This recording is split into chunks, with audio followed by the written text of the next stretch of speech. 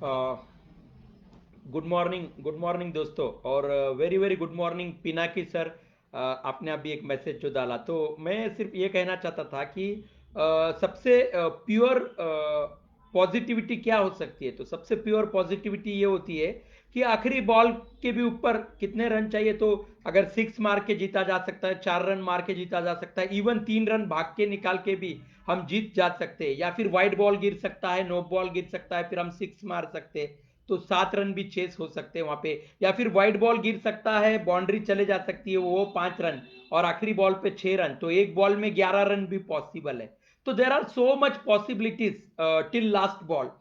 सो मैं वही बोल रहा था कि एक प्योर पॉजिटिविटी क्या है, तो आखिरी बॉल पे भी जीतने की उम्मीद नहीं छोड़ना, ये प्योर पॉजिटिविटी है। तो जीवन का भी ऐसे ही है। बट लेकिन मेरे को यहाँ पे ये बोलने का है कि मैं देश के रिवॉल्यूशन के बारे में बात करना चाहता हूं।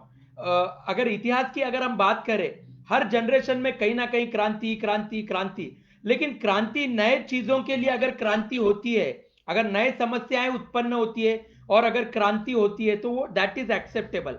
बट वही शोषण की केसेस, मजदूरों की समस्या, अन्याय, अत्याचार, अर्थ का अनर्थ करना इस देश में हजारों वर्षों से चलते आ रहा है। तो ब्रॉडकास्टिंग का फायदा किसे हुआ, मीडिया का फायदा किसे हो रहा है?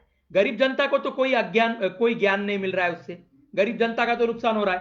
पिछले 2 महीने से, 1.5 महीने से सुशांत सिंह राजपूत की केस बताई जा रही है। क्या ये 1.5 महीने, 2 महीने से गरीब पेंशनरों का मुद्दा बताया जा सकता था?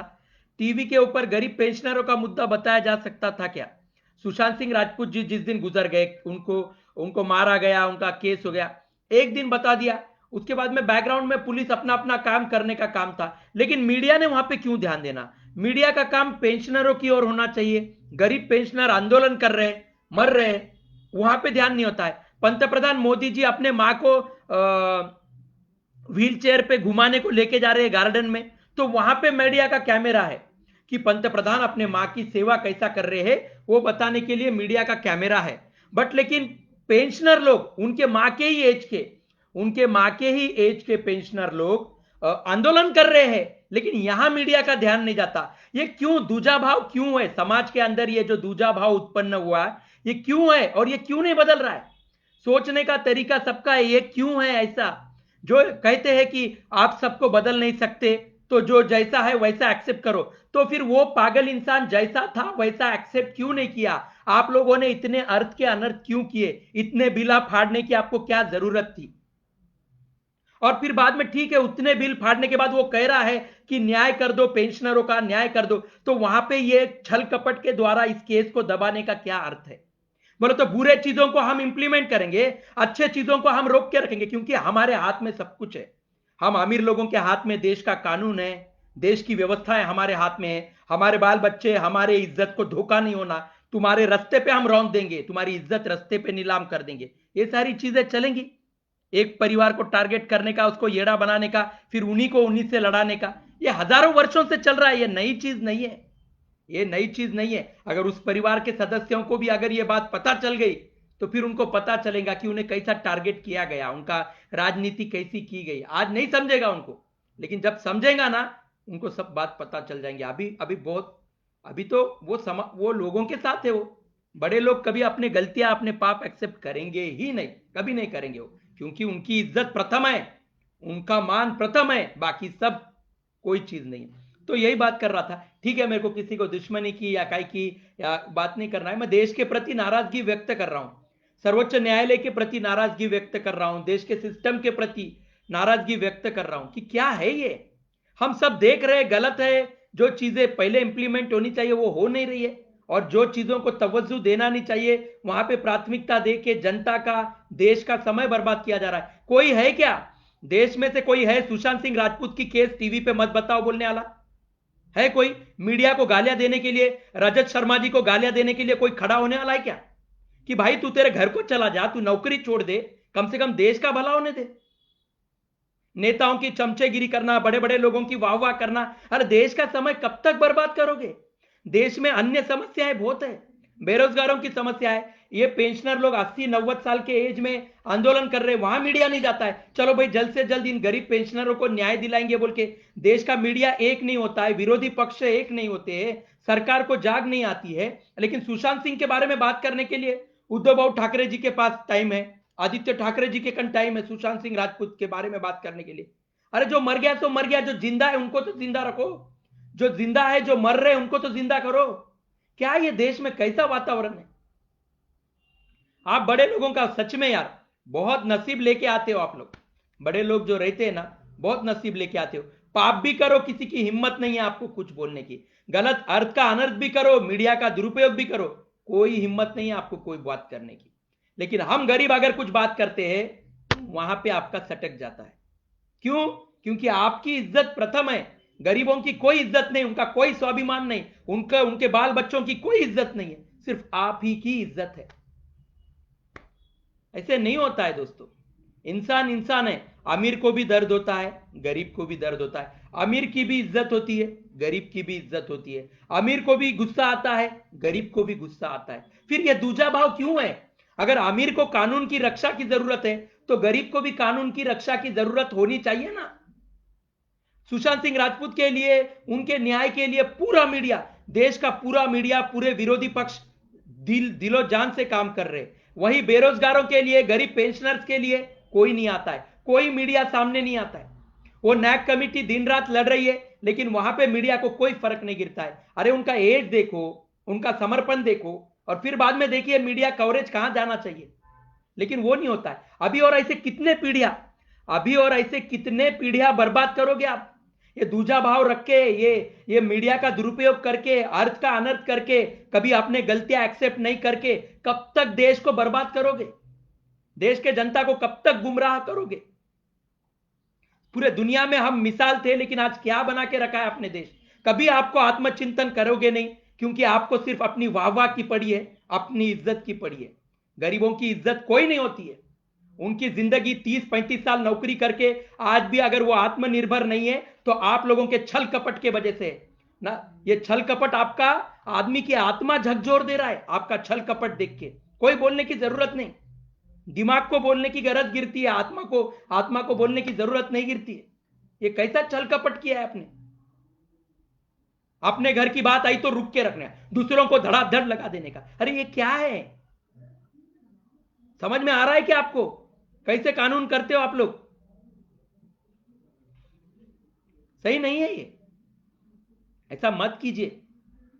एक देश, मैंने पहले ही बोला है, कोरोना का नाटक नहीं करते थे तो वैसे भी देश जीत रहा था।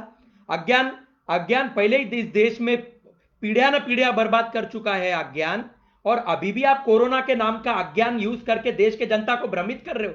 क्यों समय बर्बाद करते हो? गरीब पेंशनरों के साथ न्याय हो जाने दीजिए, उनका बचा हुआ समय स्वाभिमान के साथ गुजार लेने दीजिए। क्यों समय बर्बाद कर रहे हो आप? आपका समय इंपॉर्टेंट है, दूसरों का समय इंपॉर्टेंट नहीं है। रजत शर्मा जी, आप वो सुशांत सिंह राजपूत जी की केस बाजू में रखिए, गरीब पेंशनरों की केस उठाइए। आपकी जिंदगी बहुत अच्छे से गुजरी है सर, बहुत कुछ कमा के बैठे हो आप, लेकिन गरीबों ने जो मेहनत की है उनको भी नहीं मिल रहा है। आप सोचिए, आपकी मेहनत की कमाई अगर आपसे रोक दी जाए तो आप कैसा जियोगे? मत कहिए, कर्मयोग की भाषा मत कीजिए, आप लोगों के मुंह से अच्छी नहीं लगती कर्मयोगों की भाषा। यह वातावरण किया है आप लोगों ने, पागलों को पागलों की तरह एक्सेप्ट नहीं करने का, उनके ऊपर राजकारण करने का, समय बर्बाद करने का, उनके अज्ञान का फायदा उठाने का, सिर्फ अपना नाम कमा लेने का, अपनी जिंदगी मस्त गुजार लेने की। यह सही नहीं है। समय पेंडिंग डालने, ये केस कैसी पेंडिंग रहेंगी और हम कैसे छूट के निकलेंगे, ये ध्यान है तुम्हारा? अच्छा नहीं है। जनता खामोश है, जनता पहले से ही अज्ञानी है जी, पहले से देश अज्ञानी है, नहीं बढ़ सकता देश। यहां पे भगवत गीता पढ़ाओ क्या, यहां भागवत पढ़ाओ क्या, यहां रामायण पढ़ाओ क्या, यहां कुरान पढ़ाओ क्या, यहां पे बाइबल पढ़ाओ क्या, कुछ भी पढ़ाओ, ये लोग मर गए वाले हैं। जब तक इनका घर अच्छे से चल रहा है इनको कोई फर्क नहीं गिरेगा। जब इनके घरों की बात आएंगी तब पेशेंस की भाषा निकलेगी, तब तक भाषा नहीं निकलेगी। देख लो भाई, देख लो क्या बोलने का है देश में जो चल रहा है, कितने पीढ़ियां बर्बाद होंगे। और दुनिया, दूसरे देश संशोधन में समय डाल रहे, कि देश में गरीबी कैसे दूर होगी, देश के बच्चों को और कैसे आगे तरक्की की ओर लेके जा सकते हैं। और हमारे देश में अभी भी क्रांति करना पड़ रहा है, मजबूरी, क्रांति, बहुमत की सरकार होते हुए। अरे अंग्रेज हार गए रे, सत्याग्रह से अंग्रेज हार गए, लेकिन मेरे बहुमत की सरकार, जरा भी गलती का एहसास नहीं हो रहा है, संवेदनशीलता, वो गरीब पेंशनरों के उस सत्याग्रह के प्रति जरा भी संवेदनशीलता नहीं है, अनशन आंदोलन के प्रति कोई संवेदनशीलता नहीं। क्या फायदा ये सरकार की? अरे भारतीय जनता पार्टी से अंग्रेज अच्छे थे, कम से कम दर्द का एहसास तो भी होता था उनको। हार गए वो, आखिरी में हार मान के चले गए वो। लेकिन मेरे देश की सरकार इन गरीब पेंशनरों के दर्द को, इनके संघर्ष को, इनके ऊपर हुए अन्याय को अभी तक हार नहीं मान रही है कि भाई उन गरीबों को न्याय देना पड़ेगा। समय बर्बाद कर रहे हैं हम लोग, कितने रोज का रोज पेंशनर मर रहे हैं, आप लोगों की मजा चल रही है, करिए मजा। क्या आपको लग रहा है आपकी क्या इज्जत शानो शौकत है? कर लीजिए पूरा, अपने अरमान पूरे पूरे कर लीजिए आप। अभी तक आपके अरमान कोई पूरे नहीं हुए, बचे नहीं है, अभी भी जो बचे हैं वो अरमान पूरे कर लीजिए, ताकि गरीबों को मरने के बाद उनके अरमान पूरे होंगे, उनका जीवन जिस तरह से उनको जीना है जीने का मौका मिलेगा, और कहीं तो भी जाके वो आत्मनिर्भर होंगे। नौकरी करके भी उनकी आत्मनिर्भरता छीन ली आप लोगों ने। क्यों? छल कपट है आपका, कभी नहीं एक्सेप्ट करोगे आप लोग आपका छल कपट। सरकार को नांदेड़ टेक्सटाइल मिल चलाने की नहीं थी तो सरकार ने नांदेड़ टेक्सटाइल मिल 74 में बंद कर देनी चाहिए थी। पूरी जमीन का सेंट्रल गवर्नमेंट ने कब्जे में ले लेनी चाहिए थी। यहां पे क्या तुमने अतिक्रमण करने के लिए मिल छोड़ दिया सरकार ने? सरकार का कोई दायित्व नहीं है यहाँ पे। वो गरीबों को डिपेंडेंट कर देने का, उनकी मेहनत की कमाई रोक के रखने का, जानबूझ के इस केस को पेंडिंग डालने का, ये छल कपट है। ये कोई, इसको कोई मैच्योरिटी नहीं बोलते, ये पूरी तरह से छल कपट है। लेकिन आप लोग कभी एक्सेप्ट नहीं करोगे, जीवन भर एक्सेप्ट नहीं करोगे। 1947 में यही छल कपट किया, भारत पाकिस्तान मीडिया के बदौलत सेपरेट किया गया। अरे जो लोगों ने सेपरेट किया उनकी आत्मा तक कह रही है कि हमारे हाथ से पाप हुआ है, लेकिन आप लोग सुधर नहीं रहे हो, आप लोग सुधरना नहीं चाहते हो, क्योंकि आपके घर पे आपके इज्जत पे ना आए। वो बिल्ली है ना, दूध पीती है लेकिन कोई देखना नहीं बोलते, उस तरह से कर तो सब रहे हो, लेकिन सूत्रधार बन के बाजू में ऑडियंस बन के। हमने कुछ नहीं किया बोला, वो वहां के लोग आपस में लड़ रहे थे, उनका हमारे को कोई लेना देना नहीं, वो परिवार का मामला है, उन्होंने उनका देख लेंगे, हमारा आप कुछ लेना देना नहीं, हमने कुछ नहीं करना है। हम खाली सूत्रधार नहीं है, हम खाली ऑडियंस है। वाह रे वाह, दोगला स्वभाव, वाह रे वाह। ठीक है, देख लीजिए आपको क्या करना है कर लीजिए। माननीय कमांडर अशोक राउत सर जी से मैं एक फाइनल रिक्वेस्ट करता हूं कि वो माननीय श्रीमती हेमा मालिनी जी मैडम को रिक्वेस्ट करके एक बार माननीय पंत प्रधान श्री नरेंद्र मोदी जी से मिलने की कोशिश करें और फाइनल डिसीजन ले ले। सर क्या मतलब नहीं है सर, जो चल रहा है बहुत बुरा चल रहा है। सुशांत सिंह के ऊपर इतने साल इतने महीने बर्बाद किए जा रहे, लेकिन गरीब पेंशनर जो रोज मर रहे हैं वो न्यूज टीवी में प्रसारित नहीं होती है। सर ये दूजा भाव गरीब पेंशनरों के साथ अच्छी बात नहीं है। सर हमने, सुशांत सिंह राजपूत जी ने करोड़ों रुपए देश को कमा के दिए होंगे, टैक्स भरा होगा, लेकिन हमने भी 30-35 साल नौकरी की है सर, ईमानदारी से नौकरी करके भी हमारे ऊपर चोरी के आरोप हुए सर, लेकिन फिर भी हम हले नहीं। वो अपमान हमने सहन करके इस देश के प्रति अपनी ईमानदारी, इस देश के कानून के प्रति अपने आप को बर्बाद कर लिया हमने। क्यों? क्योंकि समाज जो कानून बनाया है हम उस कानून के ऊपर आखिरी तक अटल रहेंगे। भले ही हमारा घर बर्बाद हो गया तो भी चलेगा, लेकिन हम उस कानून के ऊपर अटल रहेंगे, और उसी कानून के ऊपर आज तक अटल रहे हैं, देश का स्वाभिमान बचाने के लिए, देश की गरिमा बचाने के लिए। लेकिन ये नेताओं ने जिस तरह से वातावरण, ये बड़े लोगों ने जिस तरह से वातावरण बनाया है, ये बिल्कुल निंदनीय वातावरण है। उनकी आत्मा को आज फर्क नहीं गिर रहा होगा, लेकिन एक दिन उनको जब मरते समय उनको एहसास होगा, तो ये बात का एहसास होगा कि उन्होंने देश के साथ छल कपट किया है। तब तक उनकी आत्मा जागेंगी नहीं, झकझोर जानी चाहिए आत्मा, तब जाके पता चलेगा कि अरे हम कितना कुछ अच्छा कर सकते थे, भगवान ने हमें इतना ताकत दी थी, हम कम से कम जीवन में जनता का अच्छा कर सकते थे, देश का भला कर सकते थे, लेकिन जागना ही नहीं है। हम पापी नहीं है, हम गलत नहीं है, वो परिवार गलत है, वो परिवार पापी है, यही कहिए। ठीक है, अयोध्या वापस जाऊंगा, दोबारा तुमसे बात तक नहीं करूंगा, दोबारा खामोश हो जाऊंगा, लेकिन बात तक नहीं करूंगा, सारे दर्द अपने अंदर समेट के लेके जाऊंगा, अयोध्या वापस नहीं आऊंगा, कभी नहीं आऊंगा। देख लीजिए तुमने जो करे हैं वो देख लीजिए, जिस तरह से तुम टाइम बर्बाद कर रहे हो गरीब पेंशनरों का, उनको मत तकलीफ दीजिए। कोई राजकारण की केस नहीं है, कोई क्रेडिट की केस नहीं है। नैक कमेटी को सम्मानित कीजिए और गरीब पेंशनरों को न्याय दिला दीजिए, कम से कम दुआएं कमाइए। अरे बहुत जीवन बर्बाद किया रे तुम लोगों ने, घटिया राजनीति खिलवाड़ करके पूरा बर्बाद करके रख दिया तुमने, और अभी भी अपने गलतियों का एहसास नहीं होता है तो फिर रब राखा। जय श्री राम, जय श्री राम, जय हनुमान। ज्येष्ठ भारत श्रेष्ठ भारत, नैक कमेटी जिंदाबाद, नैक कमेटी जिंदाबाद। अशोक राउत सर आगे बढ़िए, अशोक राउत सर आगे बढ़िए, सत्यमेव जयते। थैंक यू सो मच दोस्तों।